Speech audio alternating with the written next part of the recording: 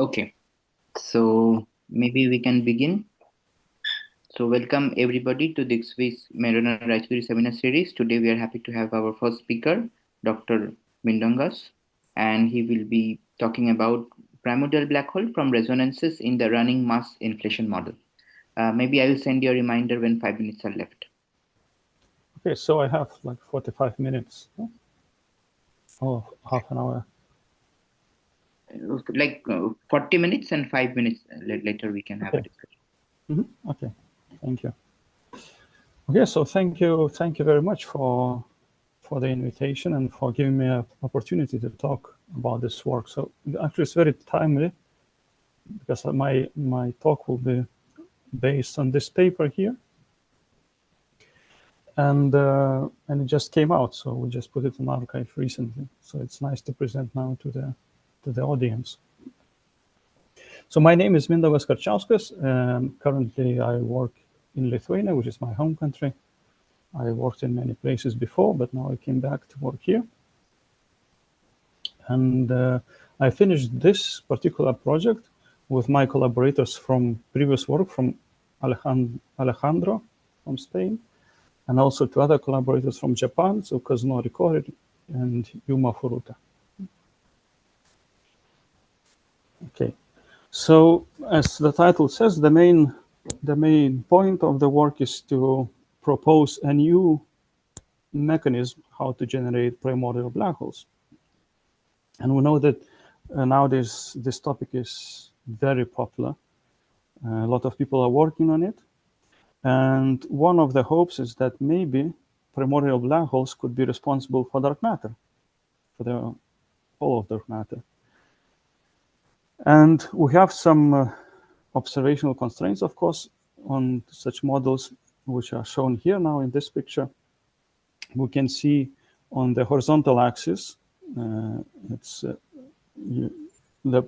have black hole masses plotted.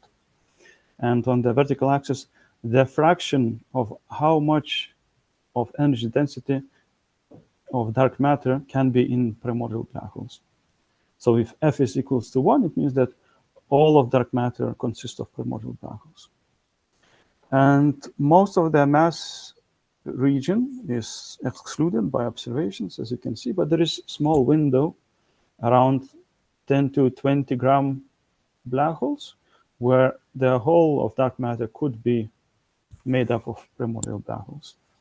So this is just a hypothetical if the mass distribution of primordial black holes is as shown here with this black curve. So then it's consistent that all of dark matter is being made of primordial black holes. Okay, so now how those primordial black holes form. So here we have another picture where I show that on the horizontal axis, we have some co-moving distance scales. So these are distances, but co-moving ones. So they do not change over the history of the universe. The lengths do not change. And on the vertical axis, we have the density contrast, so-called. So the variation of density in the universe. And I drew this shape here just to show that we have some average variation, which goes around 0, and 1 over density. Like big one. So in the very early universe, when co-moving horizon was very small, so this is a co-moving horizon, this overdensity was much larger. So the distance here is much larger than the co-moving horizon size, which means that this overdensity is a causal, or it doesn't know that it's an overdensity yet. But as the universe expands, this co-moving horizon increases, and once it becomes large enough, suddenly all the regions within the horizon is causal, and then if the density contrast is large enough, so if it is larger than some value, there's all this overdense region collapses into the black hole. What is this value is more or less related to the sound speed of the medium So it is assumed that everything happens here during radiation domination, so that the sound speed is 1/3. So this is a rough estimate of this 1/3. But of course, nowadays people do numerical simulations and can tell this value, can determine this value much more precisely. And it depends on the shape of overdensity and many other factors, but it's more or less in this region. So 1/3. So this is one fact. Another fact you notice that there is a characteristic length scale, which is of the order of Hubble parameter. So if you write it in terms of wave numbers, this is K of primordial black holes, on which those black holes form. And one then can estimate, so roughly speaking, that all the mass that is within the horizon, it collapses into the black hole. So if big MH here is the horizon mass, it collapses into a black hole of this region with some factor of order 0.1, something like that. So important thing here is that because horizon size or mass within the horizon depends on the horizon size, so it means that primordial black hole mass depends also on the horizon size, on this kh. So the larger, or rather the smaller kh, the bigger black holes we have. But another question now is, where do you get those large density perturbations?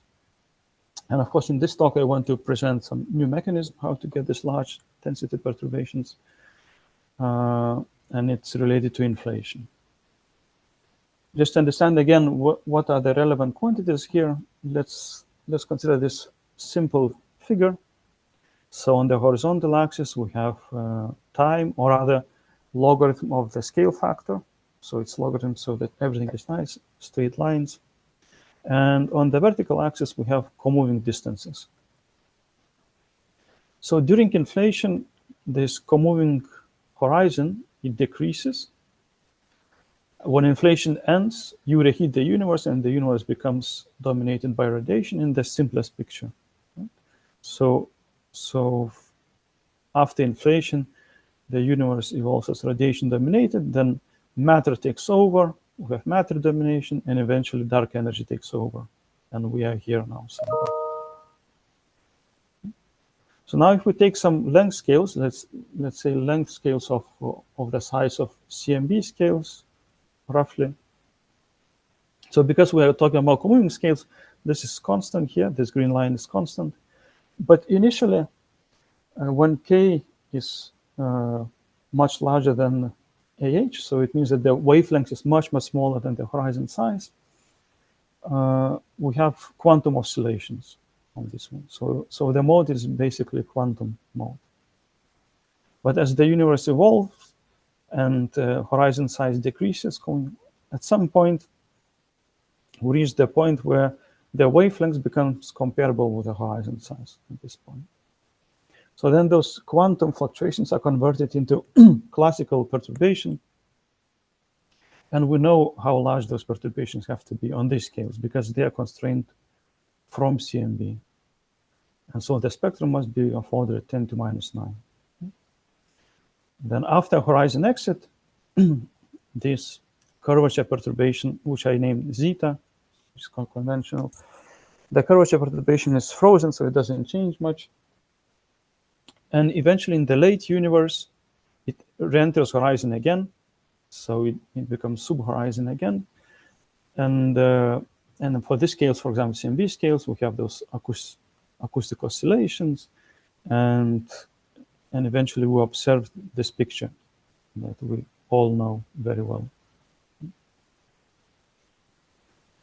Now, something similar can happen for much smaller modes. So again, this is K, which is much, much larger than K star, which means that wavelength is much smaller than CMB scales. So again, initially this mode starts in subhorizon region, so that quantum fluctuations for these modes are dominant. When it crosses the horizon, the quantum fluctuations again are converted to the to classical perturbation. But now, because these modes, we want to generate black holes on these scales, we require that the spectrum is much, much larger. So of order 10 to minus 1.5, roughly speaking. So again, after horizon crossing, those modes are frozen, nothing happens. But when horizon increases and becomes as large as the wavelengths of this perturbation, so that it re-enters the horizon, and if this curvature perturbation can be related to the density perturbation, right? And then if this density perturbation is large enough, as I showed in the previous picture, you form black holes. So you see the one requirement to have black holes is first that the spectrum is much larger than the one at CMB scales. On these scales, it must be much larger. Another important fact here is that the ratio of those K modes, K star and K PBH, is related to the duration of inflation. Because you can see that taking age during inflation as more or less constant, it doesn't change much. So roughly speaking, the ratio is equal to the scale factors ratio between this and this point. So it means that this ratio is proportional to the duration of inflation from here to here. And as we talked before, because the mass of primordial black holes are related to the length, and length is related to the duration of inflation, so that means that the mass of a black hole, or those black holes which form later, will be related to the duration of inflation after this scale exits the horizon. So this scale, K star, is called the pivot scale or pivot scale, where the spectrum is normalized from CMB. So again, duration of inflation, the mass of the primordial black holes depend on duration of inflation after the pivot scale exits the horizon. Now, what are the observational constraints on this primordial spectrum of zeta? So this is from some a bit older paper, but it's still good. So we have on the horizontal axis the wave number or wavelengths of the perturbation, and this is the amplitude of the spectrum of P zeta. So shaded regions are the observational constraints that are like present observational constraints, and unshaded regions, these are projections for future observations. And here we see that the spectrum is constrained very tightly because it's constrained from CMB and large grain structure. And our K star, this pivot scale K, is somewhere here, more or less at 0.05 inverse megaparsecs. And this is the amplitude that I thought before, which is more or less 10 to minus 9. So in usual inflation pictures, where you have slow roll inflation from start to the end, the spectrum would be something like that. It's almost flat, slightly tilted towards the right. But to generate black holes, we need that the spectrum would be peaked, sharply peaked, but still consistent with observations. So we need something like that, so that the spectrum is consistent with tight constraints here, but then has a large running, so it runs to the peak and goes down. And remember, I said that the peak of this spectrum is related to the density contrast. So we need that this peak is large enough in order to generate large density contrast so that we can generate primordial black holes. And also I said that the mass of primordial black holes are related to the wavelengths or K mode of the perturbation. So we need that in order to get the mass that we want, we need that this peak is at the right place here. So the game now will be to find the models which generate this kind of spectrum at the necessary k value and with the amplitude that we need for primordial black holes. Right? And so to get this right k mode, we need the duration of inflation from the pivot scale to here to be more or less 30-35 e-folds of inflation. And the maximum to be at 10 to minus 1.5. So later when I present the mechanism, we of course did a proper calculation, not an estimate, but here is just to have a rough idea what we're aiming for. And if you find such a model, if you can produce this kind of a spectrum, then you can convert the spectrum to mass distribution of primordial black holes, and hopefully you will find something like that, which falls within this allowed region and can explain all of the dark matter. So now the rest of the talk, I will introduce a mechanism how to do that. And to my knowledge, this mechanism was not considered before. And the talk will have 3 parts. So in the first part, I will introduce the model and how you generate the primordial spectrum. And this will take most of the talk. And then very quickly, I will show what kind of mass distribution function for black holes we get. So how this p zeta is converted into f. And then I will discuss some observables from this mechanism, which is gravitational waves, how they are produced, very briefly. So the mechanism is based primarily on the running mass inflation, so-called running mass inflation. It's based on supersymmetric inflation models, which you know, one of the problems for inflation model building is that it's very difficult to find inflation models with flat enough spectrum. And quite early in those years, people were considering supersymmetric models. And one way to solve that, they realized, is that this is one of the models, if you include radiative corrections from, so if phi couples to gauge fields, and you include radiative corrections from those gauge fields. So instead of this 3-level potential, you get something like that. So at one loop level, potential looks more or less in this form.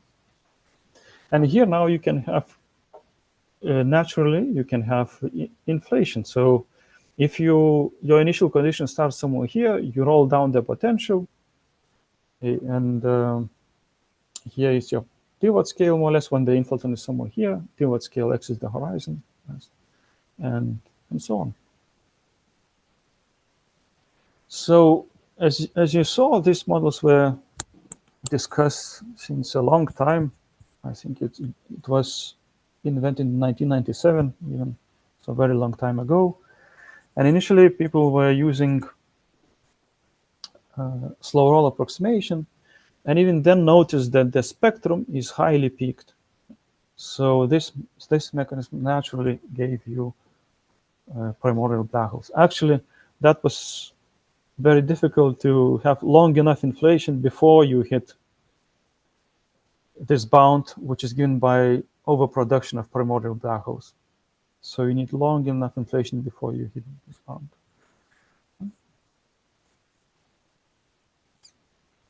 But those computations were done also assuming slow roll. But when we took those models and did numerical simulations, we actually noticed that it's not always slow roll. So initially, slow roll is a good approximation, but then it enters ultra slow roll regime. So initially, we were thinking maybe we can generate black holes in this regime, ultra slow roll regime, because this is one of the, it's quite popular. So it's one of the mechanisms to generate it is using ultra slow roll regime. But then we realized that at least it was difficult for us to do that. And then I think we need to investigate this more. But we realized that actually we can do it even in this regime when we're still in roughly slow roll. So ultra slow roll is the regime where the motion, the dynamics is dominated by the kinetic energy of the field. So you can forget about the slope of the potential. And in slow roll regime, an opposite. So potential energy dominates. So you can neglect the second derivative of the field. But we will always stay in this regime, in slow roll regime, more or slow roll.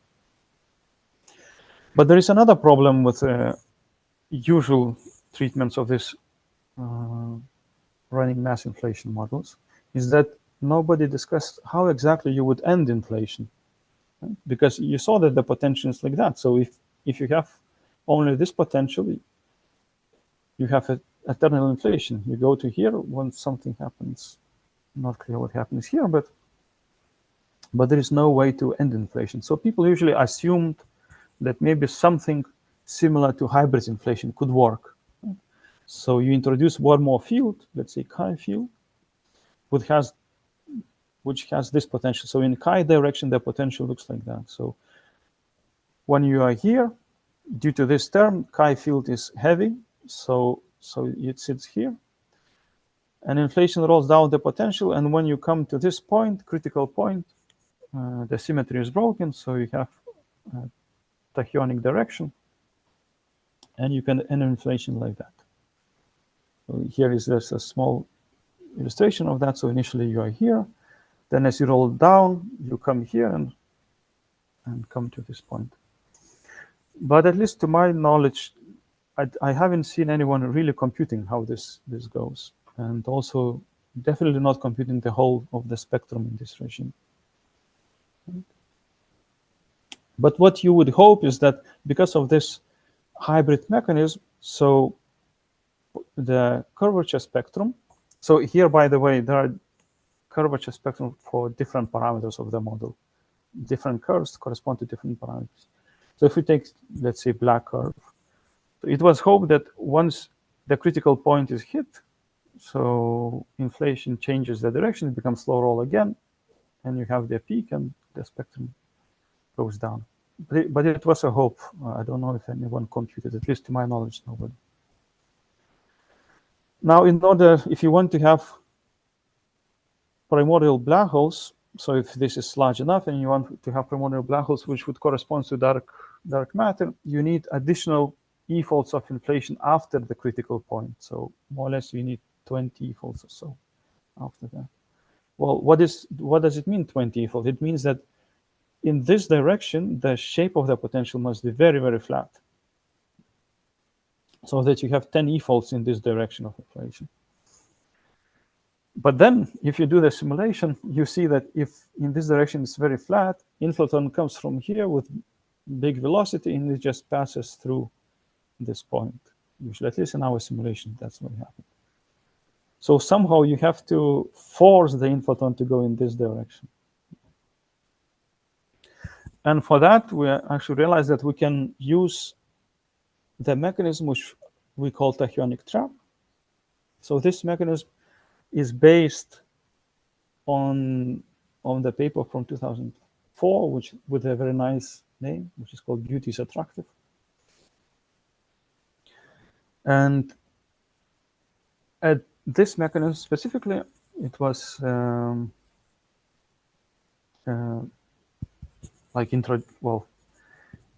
it's slightly different from the tachyonic trap, but it serves as an inspiration for us. So the idea is the following. So imagine you have a flat potential in phi direction, completely flat. So for now, let's forget about inflation. I will just explain how the mechanism works, this trapping thing, how it works. So initially, phi just depends on time linearly, and it goes along this potential because potential is absolutely flat. It does not determine the motion of the field. But then you introduce in chi direction this term here, so that when phi is far away from so-called enhanced symmetry point, and you can see from the picture why it's called enhanced symmetry point, because at this point, chi becomes a massless field. But when phi is much further away from enhanced symmetry point, chi field is heavy. But then once you and because it's heavy, is fixed at the origin, so chi is equal to 0.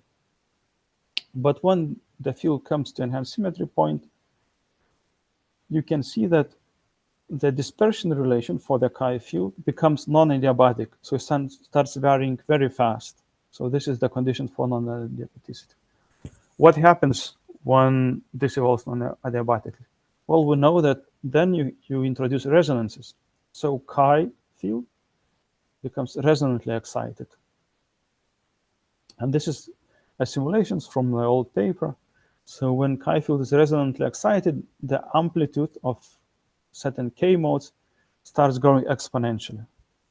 And if you convert it to number density of particles, you can see that they also start growing exponentially because of the resonance. But then because phi field couples to chi field, and you generate large excitations of chi field, they back react onto the phi field. And this back reaction you can take into account as this term here. And then you notice, if you compute the equation of motion for the phi field, is that this back reaction effectively introduces you a linear potential here. So now the phi field evolves in the potential of this form. So linear potential, this is the derivative of the potential, but it's effectively linear. So while we started with flat potential completely, because of the excitation of the chi field, we generated from quantum processes, we generated a potential for the phi field. And we can visualize this as in this picture. So, right? So it was flat, but you introduce a linear potential. And because it's a linear potential, field starts oscillating around this linear potential. And every time it passes through this enhanced symmetry point, it excites chi field even more. And because chi field is excited even more, the potential becomes steeper and steeper. So the oscillation amplitude just reduces until it stops inflation at that point. Here is the picture. So phi field initially rolls in the flat potential, but then starts oscillating with exponential decreasing amplitude. And this is the trapping mechanism that he talked. Now, in our paper here, we modified this picture a little bit. So instead of enhanced symmetry point, where the potential in chi direction is flat, we said that, okay, maybe it becomes tachyonic. So the field becomes tachyonic. And just to make the distinction between the two so that it is clear, we renamed it, instead of enhanced symmetry point, now we call the symmetry breaking point, because this could be a, let's say, radial direction of U1 symmetry or something, and you break it. It's like Mexican hat potential. But the idea is very similar. So the phi field rolls down, it excites the chi field, oscillates around this critical point, and then eventually it rolls down the potential, rolls down in the chi direction towards the minimum. You can see it here. So maybe I will go fast here. So this is, again, the dispersion relation for the chi field. So what's the difference now is that we have these additional terms here included. And what they do is they make the particle production even more efficient than before. So you produce even more chi particles. Here is the occupation number for some modes, and you can see that initially you are in the vacuum, and then once symmetry breaking point is approached, you generate a lot of particles. Okay, so now we come back to inflation and to running mass inflation, and we apply the same idea here. So instead of flat potential, we now have this running mass potential, the blue one, but in the chi direction it's still the same. And the idea is, again, remember that initially we had that the inflaton rolls down the potential and it just zips through this critical point without even noticing that it has to go to a opposite direction. Well, but if you include this resonance, you will notice that actually it's catched here. So now the radiative correction traps the field. So again, it oscillates around here and then goes down into the direction that we need. So now our goal is, or the rules of the game are twofold. So first we need to find this blue curve, this potential, which can reproduce the CMB observations. So when pivot scale x is the horizon, we are somewhere here. So we need to have the right shape of the potential here so that CMB constraints are satisfied. And then we need to find the parameters for chi field and coupling between chi and phi, so that in this direction we also have the right shape of the potential, so that we can generate primordial black holes and also have enough inflation. So first, this region, we have CMB scales. So what we do is we need to find the parameters of this blue parameter values, which are consistent with observations. And when I say observations, it means that the amplitude of the primordial spectrum, spectral tilt, the running, and the running of the spectrum. And of course, also you have to satisfy the bounds on primordial gravitational waves. We take these values, which are taken from ACT observations and also Planck observations. So we need, again, the values of these parameters in the potential, which gives us primordial spectrum, which fall within these values that are observationally given. So for different models, we find these regions. You can see that for different alpha, you get A and B values where this can be done. We scan through the large number of potentials to find these regions. Okay, so this is done. Now, the next step that we have found this, take only the models from these colored regions and to find the parameters for chi field so that we have the evolution, the good evolution in this direction, so that the mass of the chi field, the coupling, and this value of the symmetry breaking point.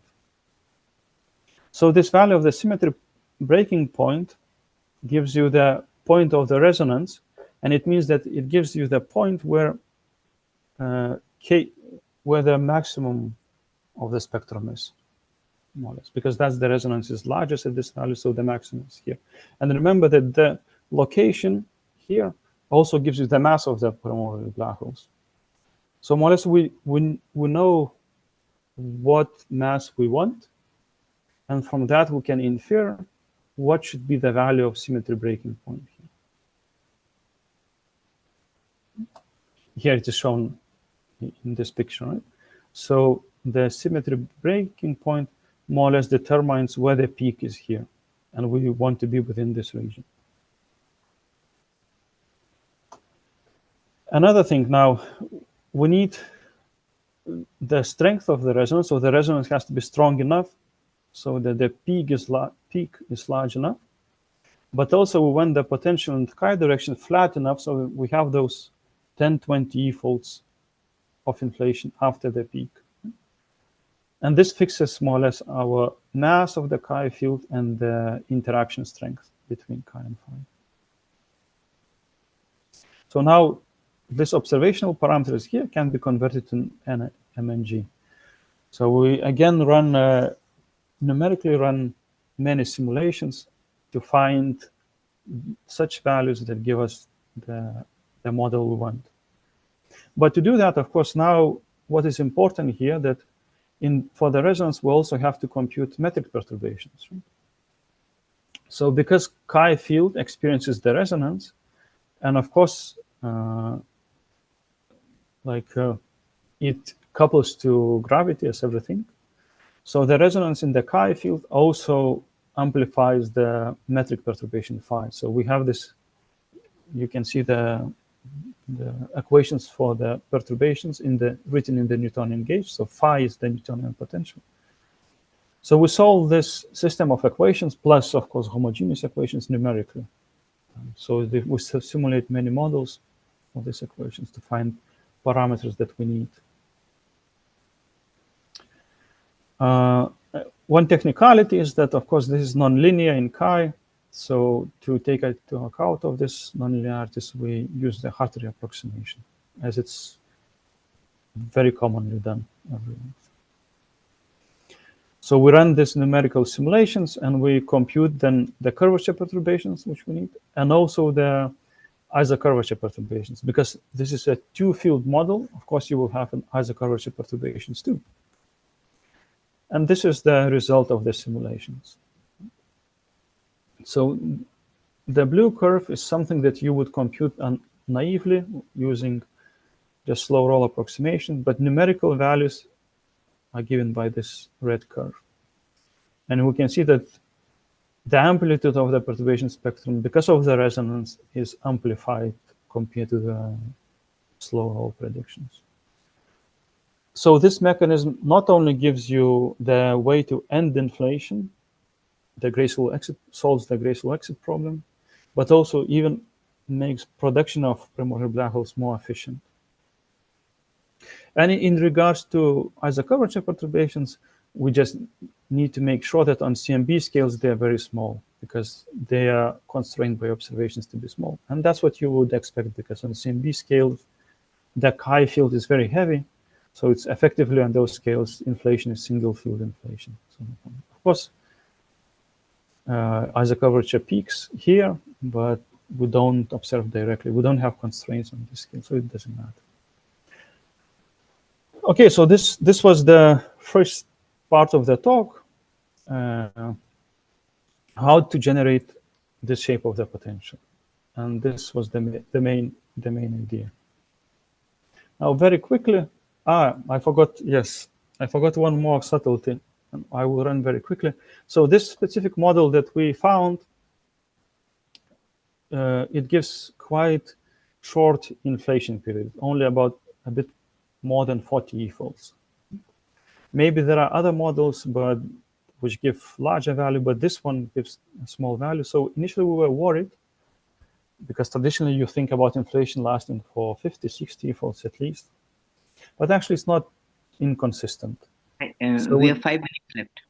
Okay, thank you. So it's not inconsistent.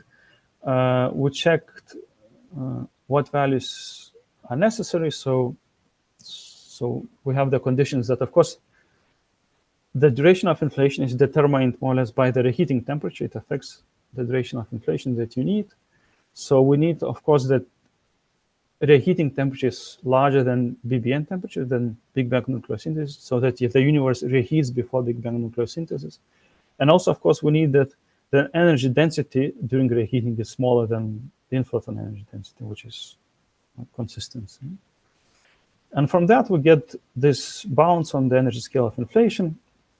And if we plot this equation, we get this form. So N here is the duration of inflation, and this is the energy scale of inflation. So if you are within this green region, you are fine. So everything is consistent. And actually, our model is this red dot. So this small number of e-folds of inflation is fine. Okay. So next point is now to convert this primordial spectrum into the mass distribution function of primordial black holes. Remember that we have primordial distribution, and it determines you the mass of primordial black holes and the distribution.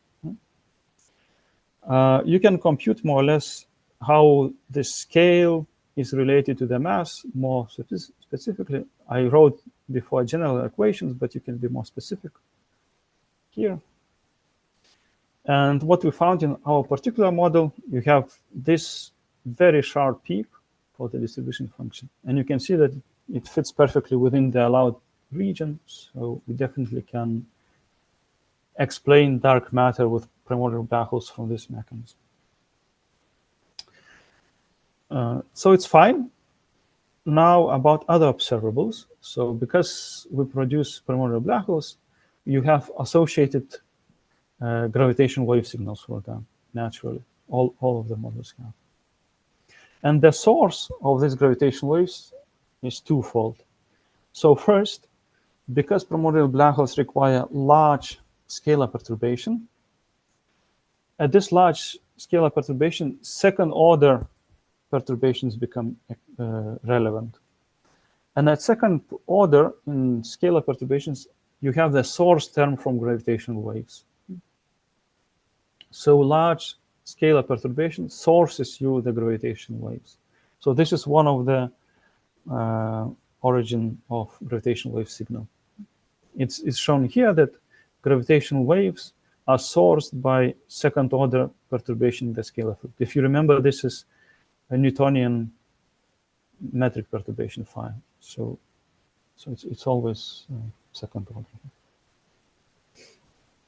Then you can compute the energy density of gravitational waves, which are, of course, proportional to the spectrum of tensor modes.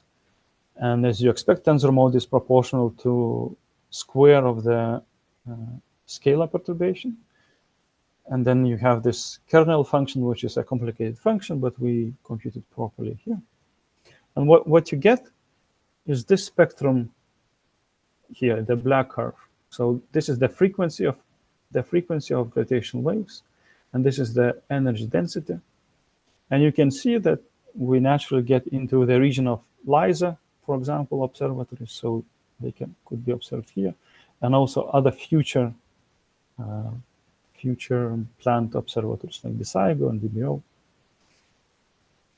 We also compute another effect, which is damping, slight damping, because during radiation domination, all those particles like neutrinos, which interact weakly and have large free mean path, they diffuse or damp the oscillations of the scalar field.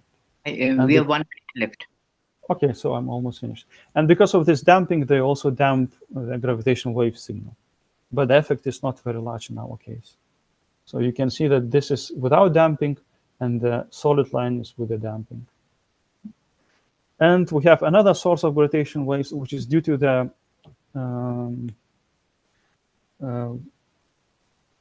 binary collapse. So primordial black holes also can form binaries, and they, when they emerge, they produce gravitational waves.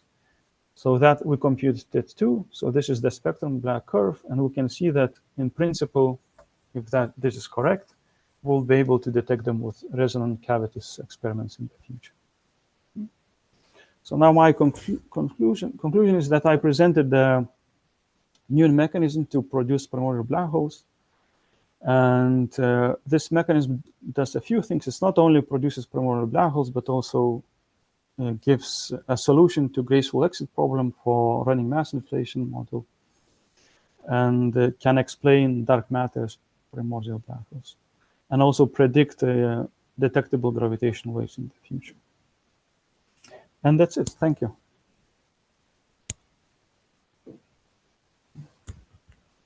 Okay, thank you for the nice talk. Any question from the audience? Please unmute yourself and ask.